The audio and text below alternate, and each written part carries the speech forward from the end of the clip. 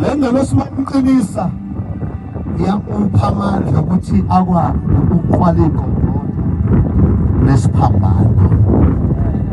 Usothi-ke asinawo amandla, asazi futhi sokwenzani, kodwa ufake igama elikhulu eBhayibhelini uthi but kepha kodwa amehlo ethu angizosho njalo awekho siqiniseko akuwe.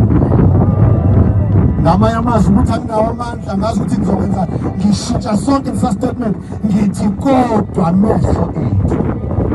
Angeke ukuthi sikhethe ukukholwa sibhekile kumqalisi nomphelelisi wokukholwa kwethu.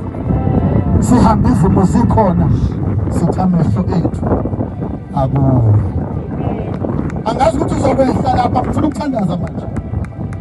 Angisazi isimo okuyela kusona nosisabayo, kodwa bengifuna ukuthi amehlo ami awekho kimi, awekho kunabantu abangizondayo, awekho kunabantu abangangifuna akuwe Nkosi.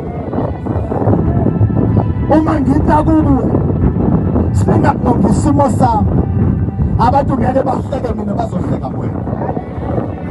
Babheka kuye phezulu, izonto zalona babheka kuye phezulu, anizwa babheka kuye phezulu, ubuso babo bakhanya. Bese kubhala leli gama lithi abasoze batsha, akusho ukuthi isimo sabo sashintsha, kukhulula ngabo bezimo kuthiwa ubuso zathi zikhona izimo kodwa zangabhali ebusweni.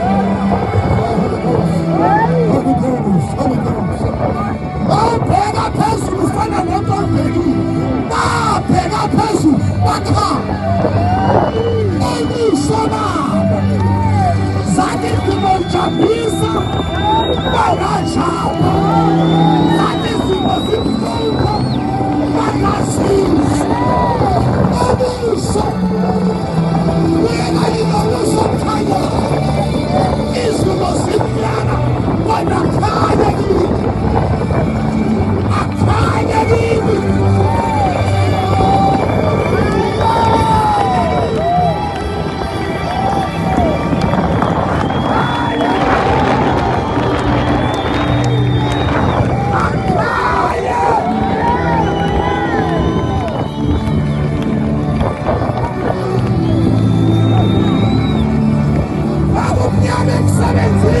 I'm